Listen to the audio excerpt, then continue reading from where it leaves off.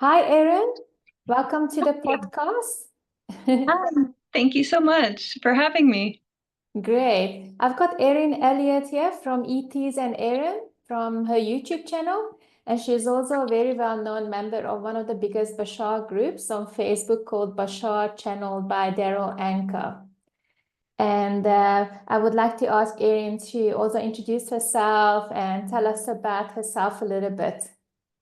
Okay, well, I'm from I live in West Virginia, and that's in the United States for those of you who might not be aware of that.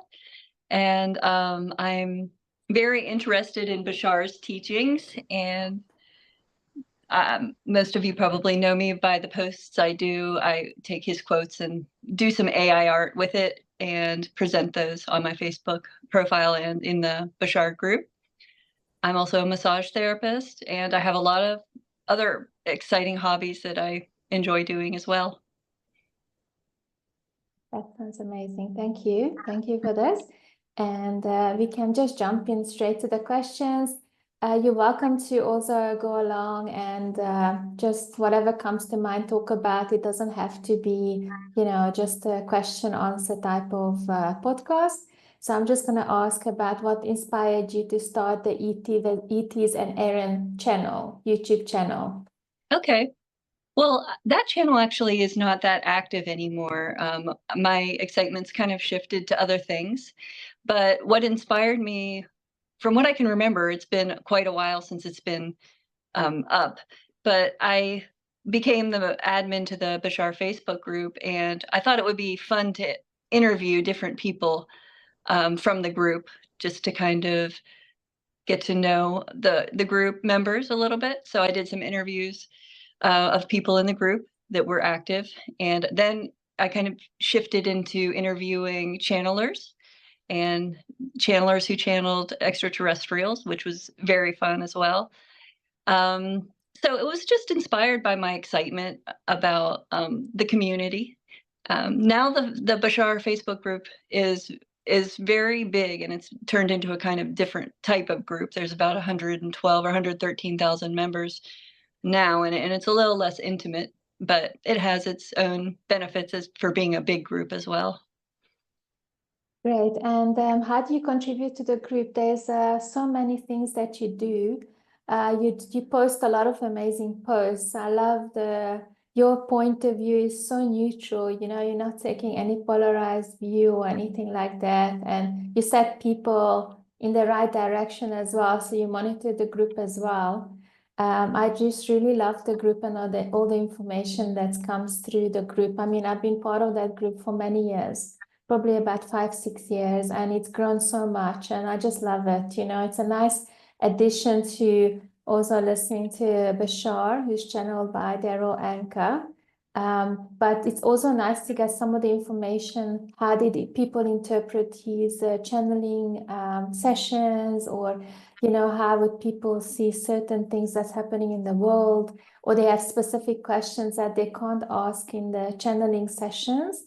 They can obviously just listen to the pre-recorded channeling session, and then they have all these questions, and you guys answer so well. I really appreciate that as well, and I think a lot of people do as well, what you guys do. Well, thank you very much. Yeah, we do put a lot of energy into it, but it's very exciting for us, and we appreciate everyone's participation. Yes, it's amazing. And your art is really awesome. The visual art that you do, or digital art. I love it. If anybody wants to join the group, I will leave a link in the description for the Facebook group, because it's just an amazing knowledge. And if you love Bashar or any of his teachings, this will give you also a better understanding of some of the metaphysical concepts and everything that we talk about in the group. It's really amazing. And you also monitor the group as well, right? You're also someone Yes. that's I forgot the name, what it's called in Facebook when somebody monitors Oh, the yeah, there's moderators and there's admins. moderators. Yes. We have about 4 of us who do that, monitoring the group. And our group is a little bit more focused than some of the other groups. Like, we don't share a lot of conspiracy theories or things that we deem to be off topic, but we found that the majority of members seem to appreciate that focus, and there are many other Facebook groups if people want a broader perspective that's maybe less focused on Bashar's information. There are many other Bashar groups out there that have different types of rules and guidelines that people can use those other groups as well. Yes, I love the fact that there's no conspiracy focused type of information, because I think that this material is so high vibrational that if you polarize it with conspiracies and things like that, I think it will lose its almost like the frequency or the energy. I like that a lot. And I'm just going to jump into the next question for you is, can you share your personal journey into exploring extraterrestrial channelings and related topics? How did you come about to this information originally years ago? Well, I would say maybe it's been about 10 years since I was exposed to the information. I found Seth, channeled by Jane Roberts, which is not an extraterrestrial source, but I came in contact with the book Seth Speaks, and I started to read that, and then I read all of the Seth books, and then I wanted to go online to see if I could find a video of Jane Roberts to see her channeling. And when I looked up channeling, all these Bashar videos came up on YouTube.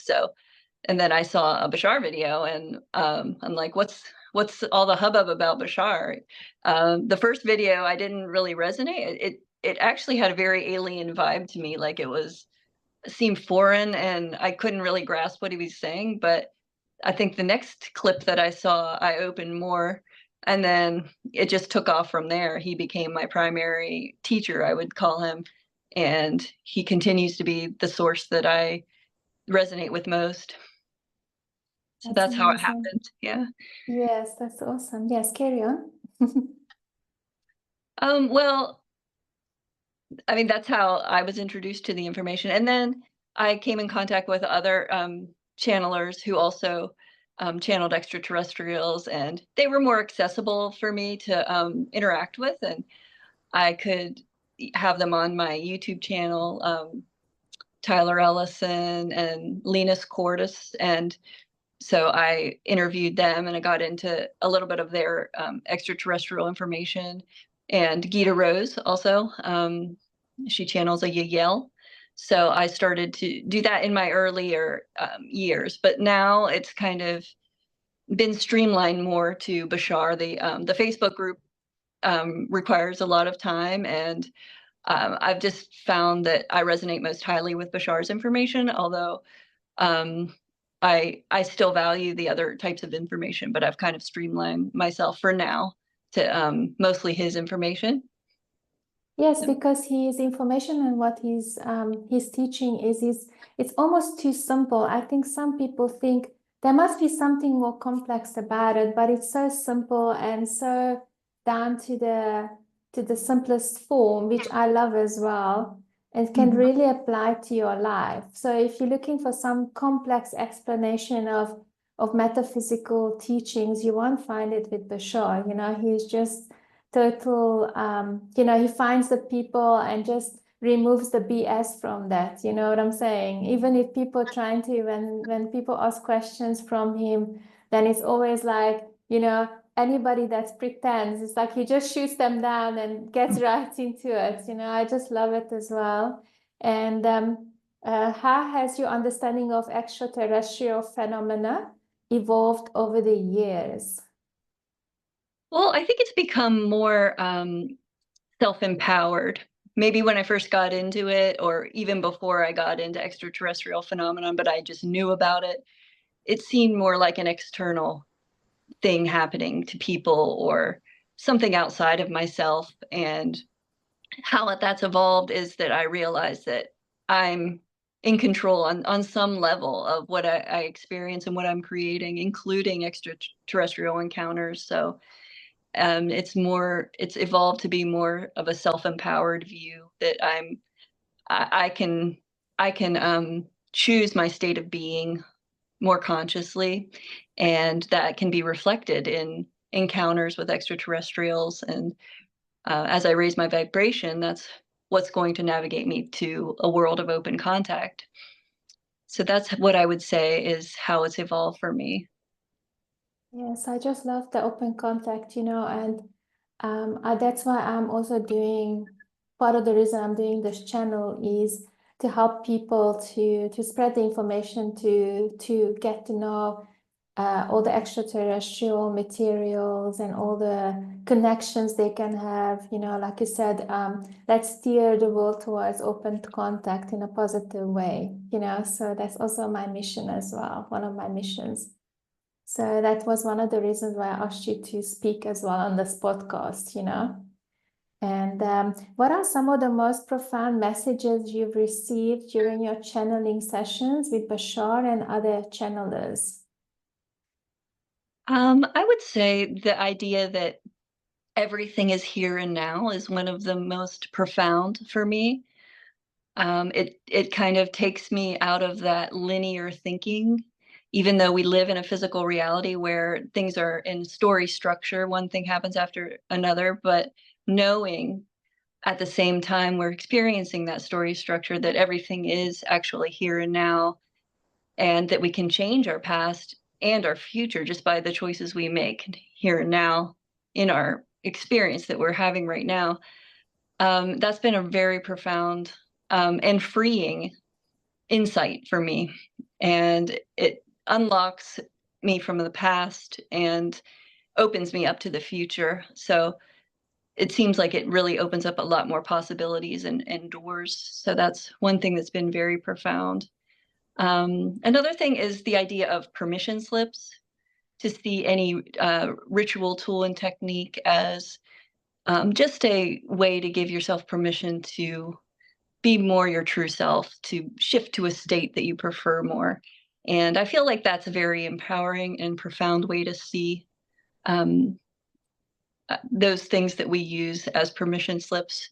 It's not that we actually need them to shift, we're just using them temporarily because of our belief systems and for our themes of exploration to explore different permission slips here in physical reality. Because I've also heard Bashar say that actually physical reality itself is one big permission slip, so that we can explore certain aspects as a soul and to grow in certain ways. So that's also very empowering. I think there's a theme here of self-empowerment and integration of things that seemed like separate from ourselves before I got into this. They're actually, it's just becoming more obvious that everything is myself and is a projection of my own consciousness.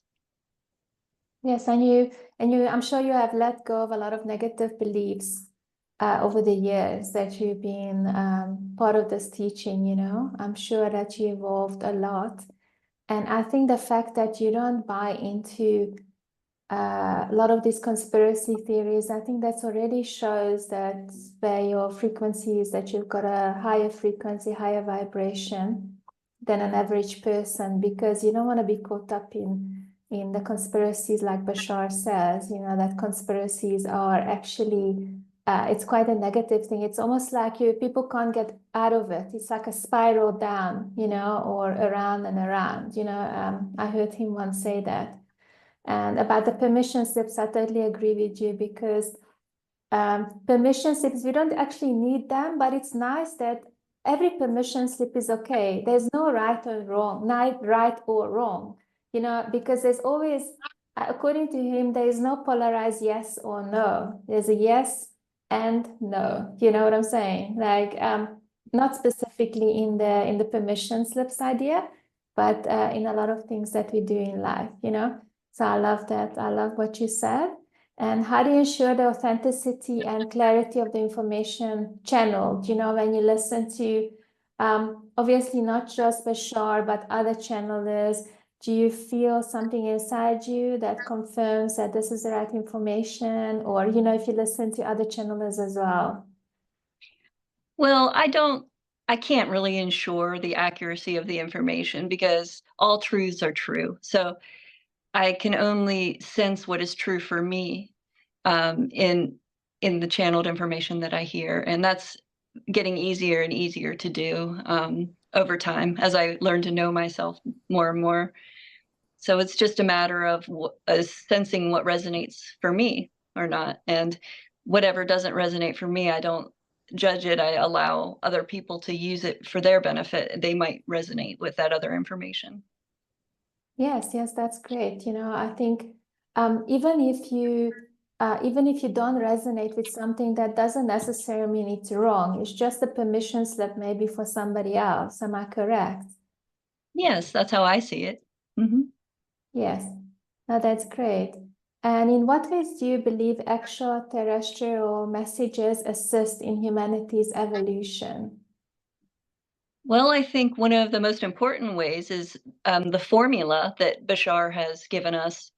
Um, Act on your highest excitement to the best of your ability with no insistence on a particular outcome, and remain in a positive state for the whole time, and investigate any negative belief systems that come up during that process. That I feel like that really helps us to dismantle some collective beliefs that have to do with having to struggle, having to suffer to accomplish anything in life, to be seen as successful, because it's really just helping us tap into our true selves, that true vibration of excitement. And it's telling us, that we deserve this, to be happy, to be excited, and to allow ourselves to blossom in a way that's passionate and exciting rather than struggling through life and suffering. So I think that's like really profound for humanity's evolution, to help us let go of those old, outdated beliefs that we need to suffer. Yes, and I think the old systems will crumble in 50 or 100 years, and all these systems will be replaced by much more easier understanding systems, and systems that will serve us as a humanity, and embrace our future, and not just serve certain political groups or anything like that, or polarized views. I totally agree with you, yes. And what roles do you think individual spiritual awakening plays in the collective evolution of humanity? Well, I think they play a big role. Individual awakenings are very important. There might be a couple ways you can look at this, because collectives are made up of individuals, right? So the more individuals that awaken, the more the collective awakens. And also, you could see it as Bashar teaches this also. It's as we shift our own frequency and our own vibration, and we awaken, we actually shift to a different collective that's more in harmony with that. So that's how I view it, as the idea of how an individual's awakening affects the collective that So they're. yes, everybody is part of the collective. So if everybody shifts in a positive way, like I love this all shift happily now. I don't know if you ever heard this sort of like a group that Tim from Gaia started. He was on Tim Tactical. I don't know if you follow them, but he started this all shift happily now. So you can think about everything where every day of your life, if you shift happily now into a better reality for yourself, every moment you all shift happily now. So if you shift according to what makes us the most happy and the highest frequency, then that every individual belongs to the collective. So the whole collective will steer the way in this big river into a collective reality that will be beneficial to all of us. Yeah, that's a beautiful way to look at it. I agree with that. Yes, yes. No, thank you so much for your answer. I love that. Can you share any personal experiences that have deepened your interest in the paranormal? Well, I think my interest in the paranormal, it almost seems like as soon as I became like maybe around 4 or 5 years old, I started to be interested in things like that. My parents didn't really like block me from watching things on TV. I think I saw The Exorcist at age 5 or 6, and then I made some friends who were interested in horror movies and seances. It seemed like all my friends were interested in that kind of things when I was little. And then I actually saw a ghost. I grew up in a Civil War hospital, like a former Civil War hospital, and I Oh, was wow. constantly afraid of, like, at night, of noises in the night, and I actually saw a ghost once. So I think that really, in one sense, it kind of scared me, but it also kind of made me more interested in exploring this. So those were the young things that happened in my youth that kind of influenced that interest. And I've had a lot Yeah. of things over the years that have perpetuated That have that. moved you to us. So early on in your life, you already realized that something more is out there, you know, like paranormal, like ghosts, or then you started probably shifting towards who we are as, you know, as spiritual being, as consciousness. I'm sure that all this information came your way, like, you know, the universe planned this almost in your way, or your higher self, right? Yeah, eventually it shifted into a more spiritual, um, I guess Concept, what would yes. be considered more spiritual. Yeah. But I believe that everything is spiritual. I'm moving Yes. to that point where I don't really separate, Mm. physical reality from spirit as much. Yes, because it's one experience, like you said, you know, we are spiritual being experiencing the physical life, you know, we are in spirit dreaming to Yeah. be in this physical reality. That's what Bashar Mhm. says, and I totally agree with you, you know, because how can we fit into physical reality with this unbelievable, like, huge spirit that we have? You know, it never made sense to me when I used to listen to other people talk about this. And when Bashar mentioned this the first time, that we actually in spirit dreaming that we're in physical reality, it just made so much more sense to me, you know, because our spirit is so powerful, you know, it's unlimited, you know, Yeah. and that's awesome. And what practices do you recommend for individuals or people that are listening, our audience, seeking to explore, you know, their own spiritual or paranormal experiences? You know, how can they reach the level where you are, for example? What should they do? What do you recommend that they follow? Well, of course, the formula, what Bashar Yes. suggests, I think it should be done on a case by case basis for each person because we're all different. Don't be afraid to follow your passion and explore these things. Also, what you said about physical reality being a dream, I really think that that's a helpful perspective to adopt. It helps make the physical reality seem lighter, more flexible and malleable, like dreams, like lucid dreams, and to remember certain concepts as you go throughout your day of physical reality. Remember the spiritual concepts as you're making choices in your life, and be playful, and remember there's a huge, bigger picture than what we think we're experiencing right here. We're so much bigger than we think we are here. Yes, no, I totally agree with you. Like we can always say the formula is the answer to all, almost to all question, you know. But that's great. You know, I think the formula I will also post in the description just that people will understand what we're talking about. It's a very simple concept to everyday. Maybe you can explain how Bashar explains it in a really simple way. If you've got different things that you do every day, like reading a book or taking a walk, you know, you choose whatever excites you the most, and that will steer you in the right direction. Am I correct? You can maybe give me a more detailed explanation if you would like. Well, yes, that's the basic principle of the first part of the formula. You act on your highest excitement. It's 5 steps. Act on your highest excitement, and that might mean, just scanning the options that you have in any particular moment and picking the one that's most exciting. And if you can't figure that out, you could flip a coin, or you can just pick one you think might be. And if it turns out that maybe something else was more exciting, that'll be revealed to you in the process. Synchronicity will turn you around to whatever path that you um, maybe would be highest for you. So just do it to the best of your ability in each moment. And don't insist on the outcome. yeah, Remember, that's that's the very biggest. yeah, don't insist on a particular outcome, Yes. which can be very challenging for people.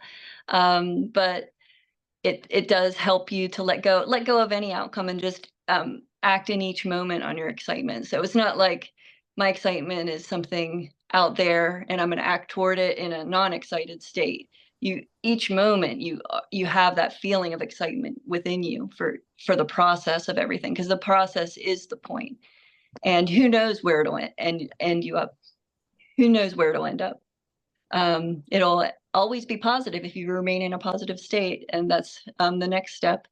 And of course, there will be challenges that come up. The fifth step of the formula is to investigate your negative beliefs that come up.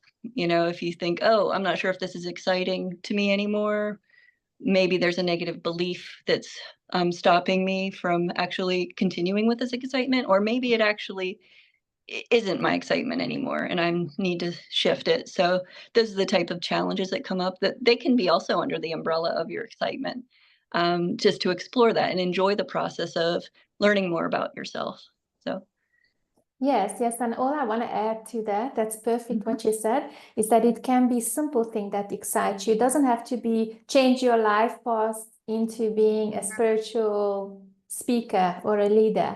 You know, coming from, let's say, if you're a banker and you decide that doesn't excite you and now you're gonna become a channeler and just quit your job, it doesn't necessarily mean that you have to be a channeler and that's your excitement. It can be, but it can be simple things as well. Like at this moment, I could be reading a book, talking to Erin, talking to my husband, you know, talking to my daughter, you know, or taking a walk. Then you choose out of those ones as well. It can be as simple as that, moment by moment.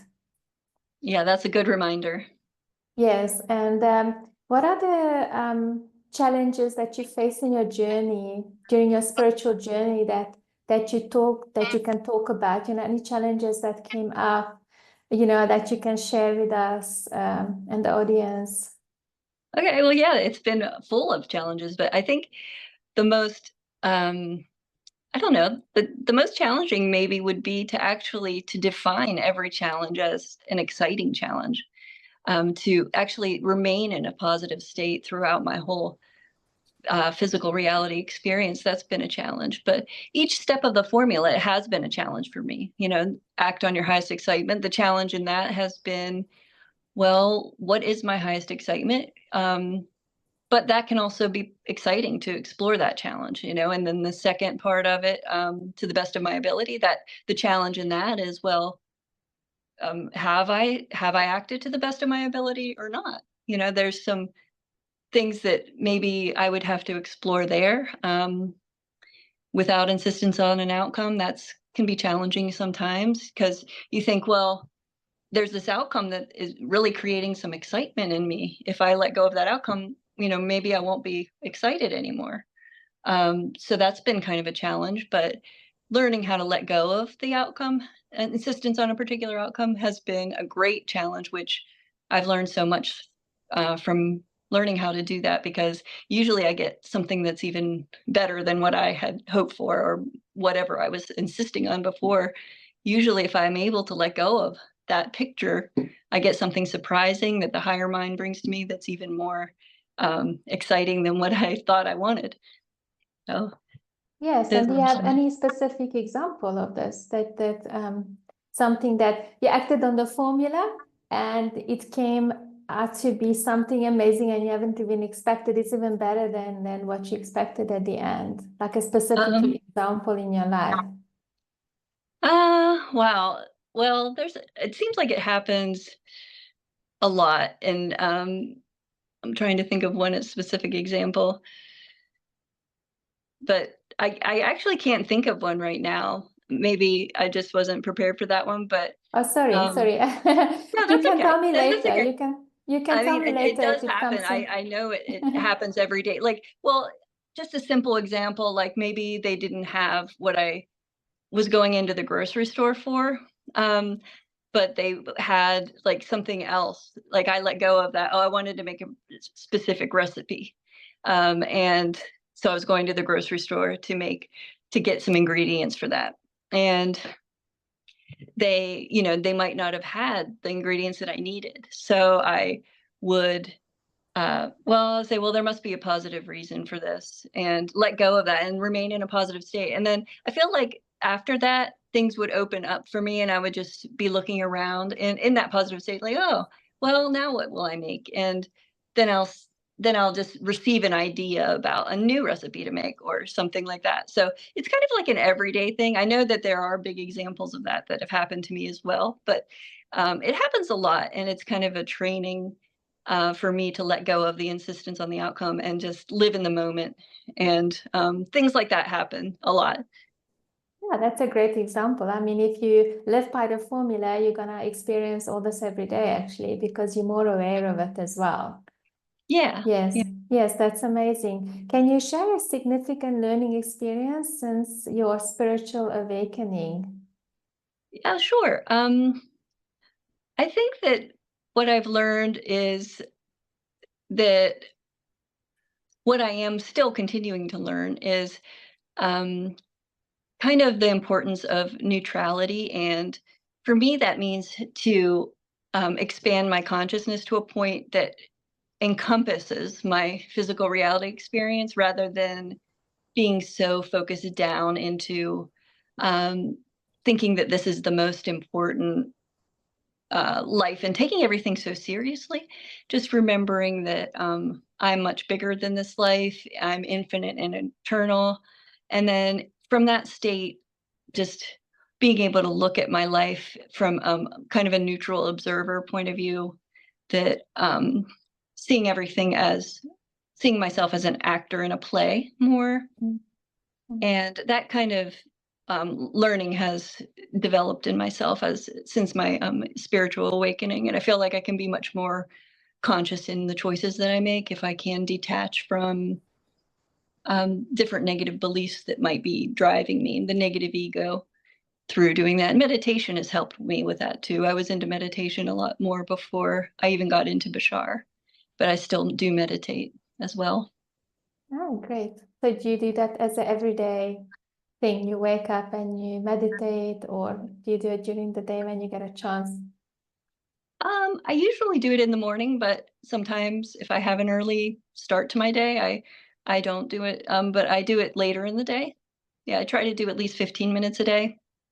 Do you do guided meditation, or do you just listen to music and relax? And I do mostly just a focusing on the breath meditation most of the time. It's kind of based on a Buddhist meditation, but at night I do a guided meditation to help me fall asleep while I'm going to sleep. I have Insight Timer, that app. I don't know if you're familiar with that, but it has a lot of free no. meditations on it, and they have some nice ones for going to sleep. So I Oh, do. that sounds amazing. I love that. Yeah, I'll check it out as well. Thank you. What advice would you give to those interested in exploring extraterrestrial communication? How can they come in contact with ET, or any connection that they would like to have on that level? Okay. Well, I found for me the most, I don't know, visceral type of connection that I have had that feels most connected to physical reality has been actually interacting with channeled extraterrestrials. Um, So there are opportunities to interact with Bashar through their live stream or through private sessions. I don't know if he has any available now, but I would really recommend that if you feel an attraction to interacting with a channeled ET. Um, I feel like it's really a different type of interaction that doesn't feel quite human to me. He comes from a very expanded perspective, and I feel like that can help prepare people's vibrations for ET contact in the future as well. Also, do some dream work might be a good way. A lot of times we have extraterrestrial interactions in our dreams and in altered states while we sleep, but we're not really aware of those. But if you start to investigate that, you might discover that you have been having interactions. And follow the formula. Of course, there's a lot of other different ways you could make contact. Do CE5s, where you go outside at night and make contact with a group. Stephen Greer, I think, Yes. is a proponent of that. So those are just some suggestions.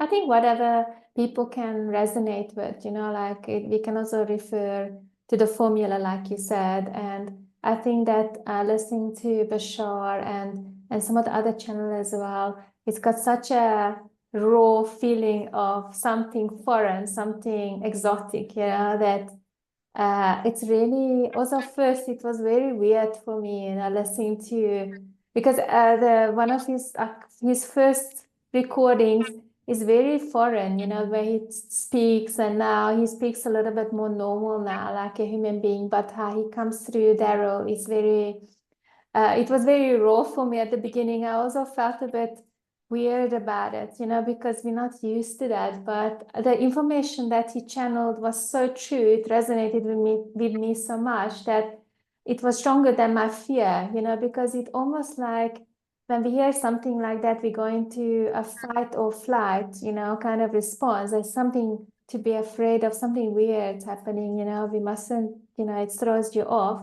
But if you give it a chance, it's actually a very real, true information that he's channeling, according to what I can, according to me at least, and I think you as well. Yes, I agree. Yeah, Yes. sometimes we have to get over some of those fears in order to really hear the, what he's transmitting. Yes, and I think it's a negative belief system as well, that we have to let go of, because how are we going to communicate with extraterrestrials if we cannot even communicate with each other, and there's so much polarity going on, And now, if you're even listening to an extraterrestrial channel through a person, if we can't even accept that, how are we going to even, a real ET's energy is so strong. That's why a lot of these abductions, I think, or so-called abductions, that people feel, or when one of these crafts come over a certain area, people have that fear in them. It's like not a necessarily always a good feeling in them, because it immediately throws you in that fight or flight, because it's such a strong energy. It brings up a lot of fear in the people, it brings it to the surface, a lot of negative belief systems. Mm-hmm. Yeah, I agree. And I think the channeling has been a real gift for us to help us prepare, because it's a really toned down version of Bashar's full power that is coming through Daryl. So I think it's only at most 10%, 10 or 12% of Bashar's energy that's coming through. So it helps us to acclimate. Yes, no, that's true. And what daily routines or habits support your spiritual or mental health every day? You mentioned the meditation and obviously living by the formula. Is there anything else you can mention? I do yoga usually in the evening. I feel like that kind of helps. I know you didn't ask about the physical, but that they're all connected, of course. And yoga, just maybe for 15 minutes before bed, it just helps me release some tension from the day. So I do yoga every day. And I really enjoy just doing creative things like art, and whether it's digital art or drawing. I do a little bit of that almost every day. And of course, nature. It's more challenging for me in the winter. I don't feel as much of an inspiration to go out, but when I do, I feel like that's very beneficial for me to remain in balance as well. In the summer, I'm outside all the time. That's amazing. Yes, that's yoga is amazing. I also do yoga. I'm trying to do it every day. At the moment, I'm trying to get back into doing yoga every day. But it's amazing. It's actually very spiritual. I find that it's not just my physical body that feels in alignment. It's almost like it spiritually helps me to be in the now. It helps me just center myself, during the day you're running around and all of a sudden you do yoga and it just centers you so much. And I also love it, Yeah. I totally agree with you. If you could convey one central message from your experience, what would that be?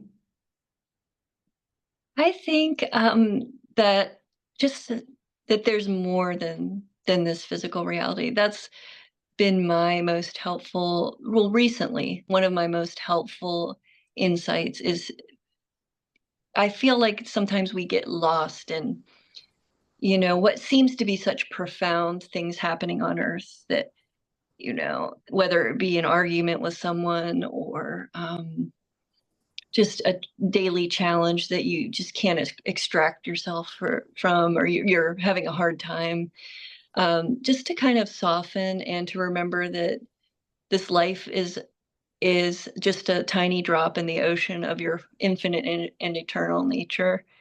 And that kind of, there was also a quote, I probably won't get this exactly right, but it was that Bashar said that when you shift your awareness to seeing that the suffering in the world is happening as something within you rather than you being within the suffering of the world or within the world, everything's happening within you. And that kind of awareness kind of broadens and expands your consciousness and makes things, to me, it seems like it helps me to be able to deal with things and to relate to things in a more loving way and self-empowered way, rather than feeling like a victim of circumstances. So I think that's one of the most helpful perspectives for me in my life right now, and that's what I would like to share as the answer to your question on that.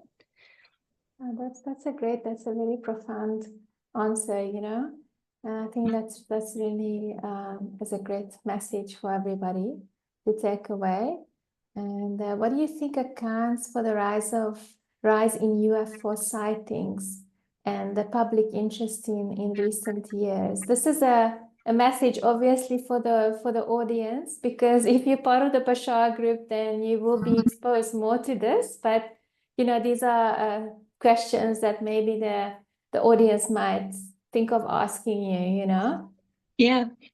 Well, I think congratulations, everyone. We've raised our vibration. So now that we're able to see what has been going on around us this whole time.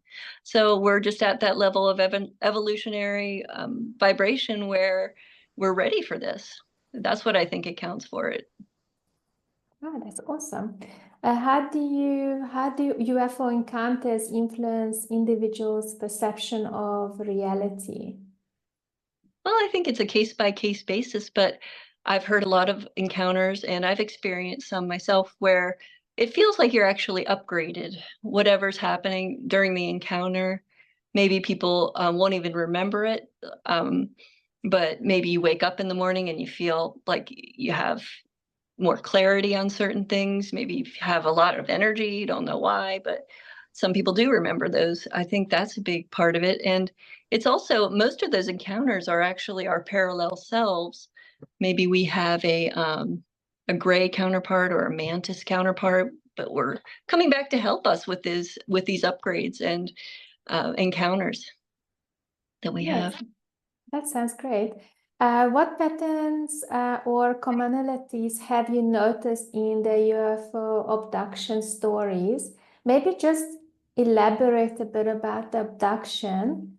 It's not really necessarily a negative, coming from a negative aspect. Like, how Bashar says we agree to that on a different level, on a soul level. Sorry, I'll leave it to you to answer to this one.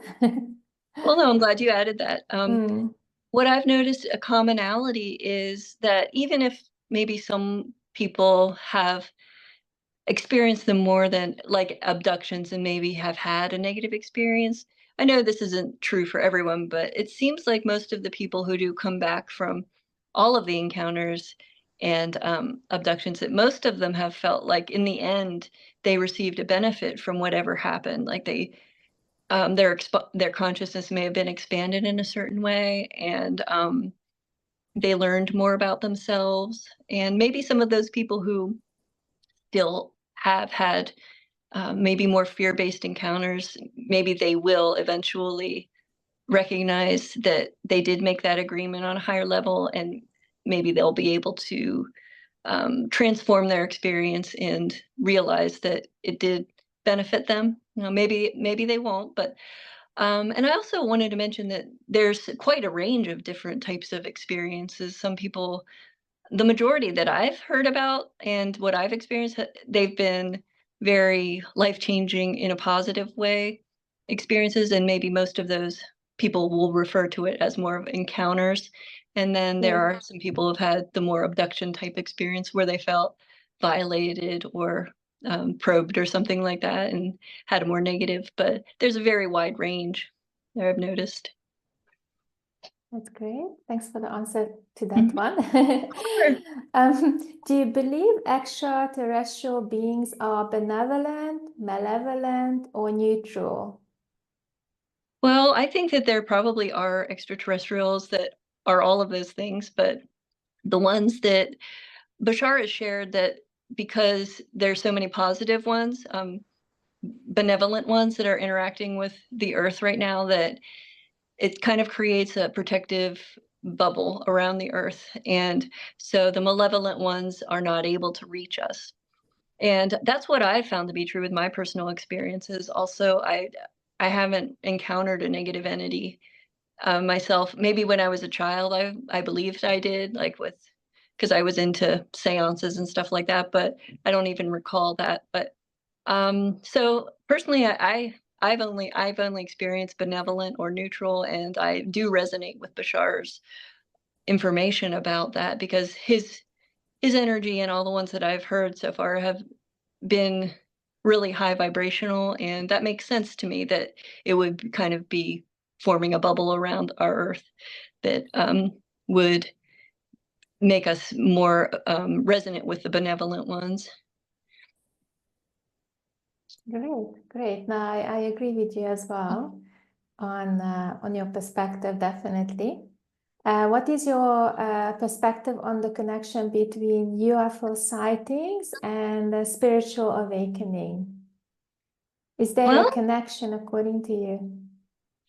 I think there can be, definitely. There doesn't have to be. I think this is more of a case by case scenario type of thing. But, I've heard Daryl Anka's story about him seeing a UFO and how that put him on his path of spirituality and awakening. And um, I've heard a lot of stories about how it really helps you expand your consciousness because I know maybe there can be some doubts at first, but you just you're realizing that everything that you've been taught might not be true. There's so much more than what we think is going on here. And so I think that's a huge trigger for awakening. No, that's great. Can you discuss the role of advanced technologies that may appear alien to us? Well, I don't really know exactly what their role will be, but I'm excited to find out. I've heard a lot about like some help that the extraterrestrials will help us with our health issues and with dealing with frequency and genetics, and also our true history with holographic devices where we'll be able to see that. So I think it's going to be exciting to see what we can have in our society in an open way when we have open contact and they're able to share these things with us openly. I already think that they are working behind the scenes with some of the technology we already have. I don't know exactly the details on that, but that's what I've heard. Wow, yes, like med beds and those type of technologies as well. Yeah. And there's a lot of technologies we can't even comprehend, and that will be awesome to have to help us as humanity, as the collective. Yeah, I it's really can't wait. exciting. It's a really And exciting also time. they can solve world hunger. There won't be anybody that's hungry, and we don't have to work so hard in our life. We can concentrate on more the collective and the spiritual well-being of everyone. That will be awesome, I think, as well. Yeah, I agree. There's going to be, I mean, so many things we can think about. Like we could go on a spaceship and be across the universe and just explore space so much more easily. That's one of the things I'm excited about. To go into space. Yeah, me too. Like that will be the first thing I will ask. Can you please take me on a little trip with your spaceship, you know, like consciously, because I think we've all been probably on a spaceship before, you know, in our astral bodies, or when they shifted us into a different reality, you know, but you might not be able to remember it, or in your dreams, dream time. But I would love to be able to remember it and see it like I see you, you know, one day. Yeah. You know. How do you explain when skeptics claim that USO phenomenon is psychological or natural phenomena, or they say, oh, somebody is just crazy, or they have some mental illness that they see something, you know, and they're trying to discredit that person? Well, I think that they're coming from a fear-based, limited perspective, and for some reason they're afraid to expand their consciousness in those ways. So they have to, say that those things don't exist. Otherwise, they'll have to face these negative beliefs that they have. So I think that's basically why.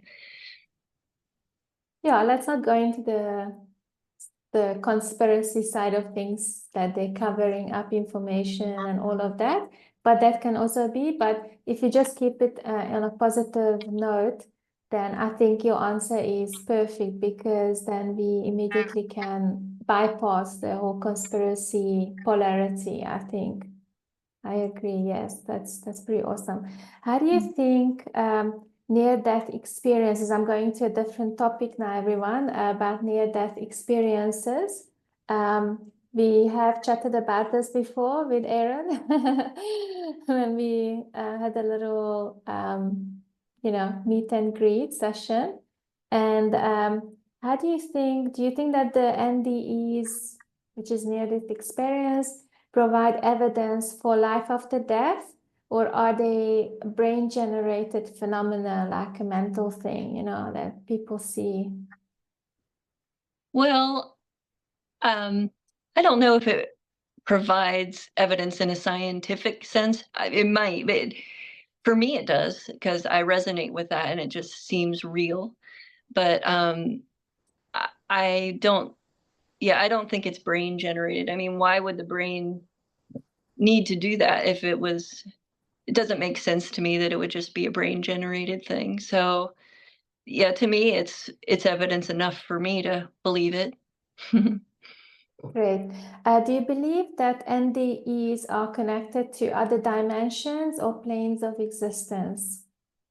Yeah, I mean, I think they're connected to the realm of spirit, and there's been a lot of, tunnels of light where they go into another dimension. And I met a woman who did, and she said it was like going to heaven. It was so amazing, and she felt like better than she had ever felt in her whole life. And but she had to come back for certain reasons, and she knew that she did. And so there's definitely connection to other dimensions. I mean, even if it was happening within the brain, so to speak, I think that doesn't mean that it wouldn't be connected to other dimensions. So Yes, yeah, yes, definitely. no, that's true, definitely. What are your thoughts on the life review often described in near-death experiences? That's a great topic. You know, a lot of people question that, you know, because they see lots of different things, you know. And what's your input on that? Oh, I find it really fascinating. I'm glad that we know about it. I'm glad that Bashar shared it. Maybe it'll make people, more conscious of their choices and start to review their lives here and now instead of waiting. But I think it's just a fascinating thing to think about, just experiencing yourself in other people's shoes, and what your actions and behaviors how they've impacted all those other people.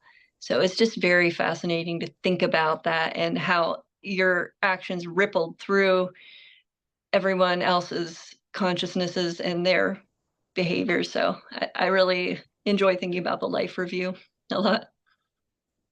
Good. Can you share your story about connecting with a person or an animal that has passed on? We did discuss this before, you and me, but this is something that happened to you before. You can just share that with the audience. Okay, well, about 3 years ago, I had a little white Chihuahua, and I had her for 11 years, and she passed away. And I was very happy that our relationship didn't die after that. It changed form. Like, I still sense her with me a lot. I have dreams about her, and when my vibration is highest, she'll communicate pretty strongly with me through synchronicity. And for me, it was really, I had never really lost anyone I was that close to. Um, well, lost isn't the right word because I didn't lose her, but I hadn't had anyone transition into spirit that I was really, really close to until that dog. And so that really changed my perspective on life after death. And she's helping me um, every day or so. It seems like in my dreams she still shows up, and she's just guiding me. She was also a guide, so felt like I had a really strong soul connection to her during her physical life as well, and that kind of continued. So thank you for that. Mhm. How do you define consciousness, and how do you think it extends beyond the physical body? Like we talked about it already, obviously, that the Yeah. spirit, we are inside, the physical reality is inside our spirit, but maybe you can also, expand on that, expand on that. Okay, well, for me, consciousness, everything is made out of consciousness. But as far as our own personal perspectives, we can be we can be unconscious in certain ways. Like right now, I'm not conscious of what someone's doing in China. So I consider that, I'm not conscious of that. But I think consciousness is something that helps us. It's self-reflection, self-awareness. So whatever we are aware of, our consciousness can, that's what it is to me. It's like whatever we're conscious of is what we're aware of. It's No, that's great. What role do emotions play in shaping on individuals' reality? I think they play a big role because it's emotion and energy. It's energy and motion. That's what emotion stands for, that I've heard. I didn't coin that, of course, but so I think it's very powerful. Whenever you find yourself in a very joyful state, you're likely to attract more things of that same vibration. Or if you're fearful, you might be more likely to attract, some things that are more on that vibration. So I think it's very important, and emotions are also very helpful in when we are trying to figure out what our negative beliefs are. If we have negative emotion, that can be really helpful to ask ourselves a question: what would I have to believe in order to feel this way? What would I have to believe is true in order to feel sad about something? And then that can help us find the negative belief that's at the root of that emotion. And then we can dismantle that if we feel that it's no longer relevant for us to hold on to that. Yeah, that's a great answer. I love that answer. How do you altered states of consciousness, such as meditation or psychedelics, connect to paranormal or spiritual experiences? Well, I think that they help us release our negative beliefs and our limiting beliefs. And so once we can let go of that, we have a clearer connection to these other deeper states of awareness and consciousness. So it helps to clear. Of course, psychedelics can be used in both positive and negative ways, but I'm talking about if people use it responsibly. And so I think that's how that meditations and psychedelics do that. Just help you clear out a lot of preconceived notions, negative beliefs, limiting beliefs, and after you let go of those, then your natural awareness starts to bubble up, and you start to feel your truth and reach these deeper states. Great. Do you think that consciousness is the key to understanding UFOs and other paranormal phenomena and spiritual phenomena? Yeah, I mean, I think that that's at least one of the keys to it. It's very important to understand our consciousness and how it works and how we're creating our reality and our experiences through our state and through our consciousness. Good. What is your perspective on collective consciousness and its influence on global events? Well, I think that the global events do reflect our collective consciousness. It's not something separate. It is a reflection of our collective consciousness, beliefs and themes and processes that we're going through. Great, thank you, Erin. Mm. How can people explore and expand their consciousness in their daily lives? Well, there are a lot of techniques. This is probably going back to the formula and a case-by-case basis, whatever people feel they resonate with. There's so many different permission slips out there. And to just follow the formula and do what excites you, and it'll naturally unfold. Like you'll have a more expanded awareness. Yes, that's Mhm. great answer. What is the relationship between shadow work and accessing deeper levels of consciousness? I think this is similar to the meditation question, where whenever you can investigate your shadow side and your negative beliefs and bring light to that, then you'll be able to experience more light, and you'll clear the path for this deeper states of consciousness and awareness. Can you share any experiences or stories where someone accessed profound truth through spiritual awakening? Are you aware of any stories? I've heard a lot of them over the years. I can't. I mean, one particular story is not coming to mind right now, but I think that that's very common, that happens. How do you believe consciousness interacts with time and space? I think that consciousness is time and space is kind of a side effect to the vibrational state of our consciousness. So whatever our consciousness level might be, so to speak, level, just whatever it's vibrating at, that will determine how we experience time and space. Because if our consciousness is vibrating at a high level, like Bashar's, where he is on the verge of spiritual and physical reality, kind of on that bridge, hit time for him is much more flexible and malleable, and I believe spaces as well. So I think it changes. Maybe for the lower levels of consciousness, time would seem like less changeable and more static in Do space. you? Yes. No, that's great. I like your answer.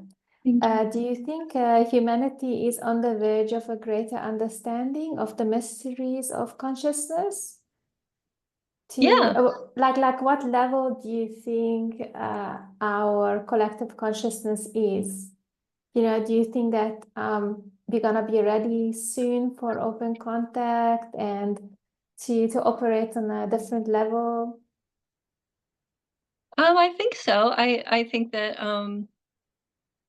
Bashar's prediction or his energy reading was, I think, maybe 2028 is, or 2029 is when we'll have like a big contact event. And I think that we will be ready by then. I think we're moving in a good direction. A lot of things are coming to the surface to be transformed now. In his last transmission called Echoes of Sedona, he really emphasized unity and finding common ground with each other. So I think that's going to help. And I think we're kind of being pushed in that direction by our choices. And we're reaching a breaking point where we really want to stop being so divisive and start to come into more harmony with each other and unity. So I see signs of that myself. I think we're moving in a positive direction there.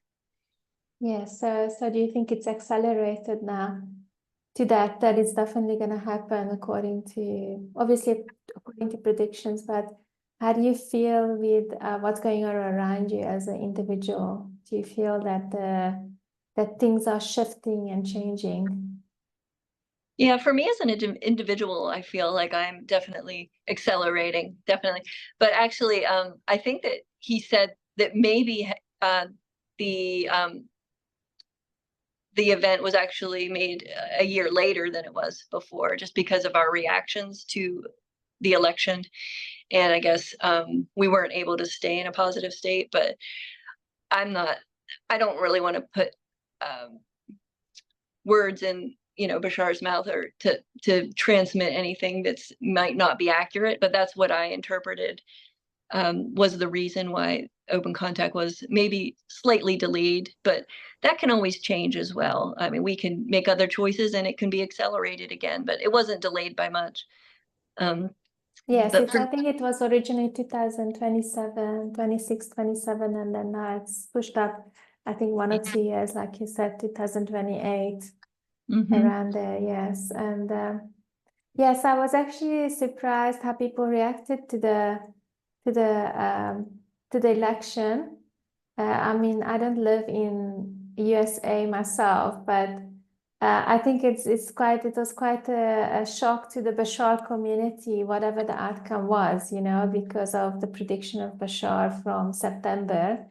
And yes, that's definitely something that, as I would call it, threw the spanner in the works, for everybody to realize, what their beliefs are and letting go of certain things. It was definitely, it felt to me, it was almost like a bit of a test, in a good way, to sense, to also show the people where they are in reality according to, negative belief systems, how would they overcome it, and to stay in a positive state as well, definitely. yeah. And that we have come to the end of this podcast, Erin. And I just want to ask you, would you like to share anything profound with the audience? Anything that's like your burning desire, your passion to tell them, how to live their life, like for the better, the choices they make, or anything that comes to mind, in connection with any topic? Well, I'd just like to say thank you to everyone for listening to this podcast and for getting to know me a little bit better. And I think that's what I would like to share with everyone, is to be open to getting to know people and creating that unity and finding common ground with others, and to relate to people in a respectful and compassionate way, as best as you can, so we can move forward in unity. And I don't claim to be a master of this, and I'm not saying that I'm perfect at it, but I am perfect for the level for where I am in my process right now. And so we also need to have compassion for ourselves as individuals and for where we are in our process, and to respect other people for where they are, and to just do the best that we can to be compassionate to others, and to let go of some of those fears about people who have different perspectives and beliefs than you might have, and to maybe start to move toward finding common ground with everyone. So thank you all. Thank you, Judith, for this. It's a pleasure. Thank you as well for being on this podcast. It was amazing to have you, as always. And I wanted to ask you, would you like to share where people can contact you or find you? I know that you're active on the Bashar Facebook group, but anywhere else, Sure. you're welcome to share. Okay, yeah, the Bashar channel by Daryl Anga. It's not an official Facebook group. We're not affiliated with Bashar.org, but it's a very popular Facebook group. And I also have my own Facebook page, just Erin Elliott, and I do a lot of other Bashar quotes and other type of spiritual quotes on that Facebook, ETs and Erin on YouTube. It hasn't been active for a while, but there are a lot of good videos still up there, so you can check those out. I'm not on Instagram and TikTok in any great degree, but I hope to connect with some of you.